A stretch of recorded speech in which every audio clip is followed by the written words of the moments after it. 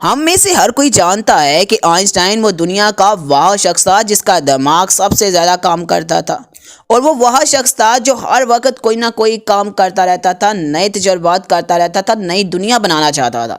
Einstein کا دماغ کہاں ہے، جانیں گے اس ویڈیو میں۔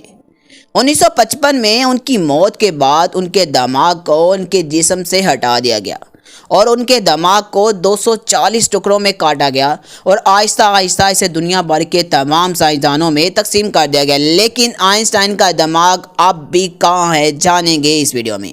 اپریل 1955 کو البرٹ آئنسٹائن 76 سال کی عمر میں 18 نیو جرسی کے واقعہ یونیورسٹی آف میڈیکل سینٹر میں پیٹ میں خون کی کمی کے باعث انتقال کر گئے۔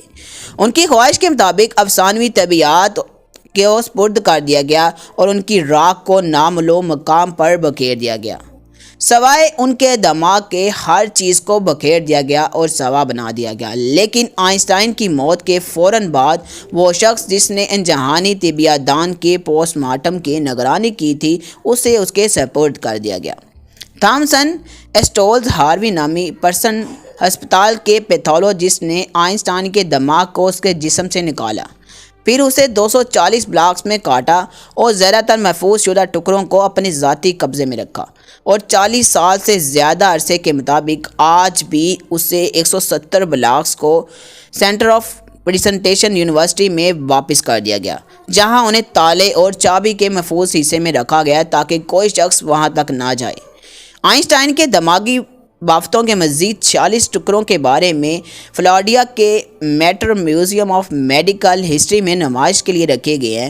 بہت سے دوسرے ٹکڑے بھی لاپتہ ہیں جن کے بارے میں ریسرچ جونسی ہے وہ جاری ہے۔ طریقے سب سے مشہور دماغ کے اتنے سارے ٹکڑے آخر کیسے غائب ہو سکتے ہیں؟ اس کا جواب ہاروے اور دوسرے عقیدے کی طرف واپس جاتا ہے کہ آئنسٹائن کے دماغ میں جسمانی طور پر کوئی غیر معمولی چیز نہ تھی، اور دماغ کا صحیح تجربہ سائنسی ذہانت کی وضاحت کر سکتا ہے کہ وہ کس قدر تجربات کرتے تھے۔ آئنسٹائن کے دماغ کو ہٹانے اور کیوب کرنے کے 1955 کے بعد ہاروے نے کچھ بلاکس کو ٹیشو کے 200 انتہائی پتلے ٹکڑوں میں تقسیم کیا، ہر ایک کو انسانی بالوں کی چوڑائی کے نصف سے زیادہ کاٹا۔ اس سے پہلے کہ اس کے دماغ کے بارے میں مزید سرچ ہوتی، ان کے سائنسدانوں نے اس بات سے منع کر دیا کہ مزید اسے تقسیم نہ کیا جائے۔ آئنسٹائن کے خاندان کی اجازت کے بغیر ہاروے نے ان کے دماغی ٹکڑوں کو سلائڈوں پر نصب کرنا شروع کر دیا اور نامعلوم تعداد میں تقسیم کر دیا، جو کہ انہیں امید نہ تھی کہ وہ دماغ کے پوشیدہ رازوں سے پردہ اٹھا سکیں گے۔ سائنس کے مطابق ہاروے نے ذاتی طور پر ان میں سے بہت سے نمونے امریکہ، کینیڈا کے کچھ حصے میں ڈالے، جبکہ آئنسٹائن کے دماغ کا باقی بڑا حصہ اپنی گاڑی میں گتے کے ڈبے میں رکھ کر محفوظ کر لیا اور اسے ایک جار بنا کر اپنے پاس رکھ لیا۔ جب جینیس کے دماغ کے ساتھ اس کا ٹرپ ہو سکتا ہے، اور یہ ہو سکتا ہے کہ اس کے دماغ کے باقی ماندہ بلاکس کو اپنے گھر لے کر ایک جار کی سیریز میں منتقل کر دیا۔ اگرچہ اس دلچسپی رکھنے والے محققین کے ساتھ نمونے بانٹنا جاری تھا، لیکن ہاروے نے آئنسٹائن کے دماغ کا بڑا حصہ 1998 تک اپنے قبضے میں رکھا، جب آخر کار اس کے باقیات کو آئنسٹائن کے سر سے ہٹانے کے 43 سال بعد پرسنٹیج یونیورسٹی میں واپس کر دیا گیا۔